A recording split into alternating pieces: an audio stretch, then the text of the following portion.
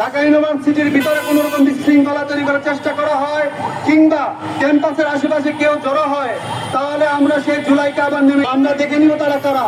যদি আগামীকাল ডাকসু ইলেকশন নিয়ে কোন রকম বিশৃঙ্খলা তৈরি করার চেষ্টা করা হয়, ঠিক সেভাবে আমরা জুলাই যেভাবে ফ্যাসিস্টকে মোকাবেলা করেছিলাম, ঠিক একইভাবে আমরা তাদেরকে মোকাবেলা করে ছাড়বো ইনশাল্লাহ। আমরা সর্বশেষ একটি বিষয় বলে দিতে চাই, আমরা জানতে পেরেছি ট্রাইব্যুনাল টাকার বিনিময়ে রাজসাক্ষী করার পায়তারা করছে বিভিন্ন সন্ত্রাসীদের। আমরা তাদেরকে বলে দিতে চাই, যদি কোনো রাজনৈতিক দলের নেতা কিংবা প্রশাসনের উচ্চ পর্যায়ের কাউকে রাজসাক্ষী করা হয় টাকার বিনিময়ে, তাহলে আমরা এই আন্তর্জাতিক অপরাধ ট্রাইব্যুনাল এটা আমরা ঘেরাও দিব। আমরা দেখে নিব কিভাবে আপনারা তাদেরকে রাজসাক্ষী বানান। দ্বিতীয় বিষয়, স্বরাষ্ট্র মন্ত্রণালয়কে স্পষ্ট করে বলে দিতে চাই, আপনি যদি ঠিক না হন, আমরা ডাকসু নির্বাচনের কারণে এতদিন কোনো কর্মসূচি দেইনি। আমরা আলটিমেটাম দিয়েছিলাম সচিবালয় ঘেরাও দিব, সচিবালয় ঘেরাও দেয়নি।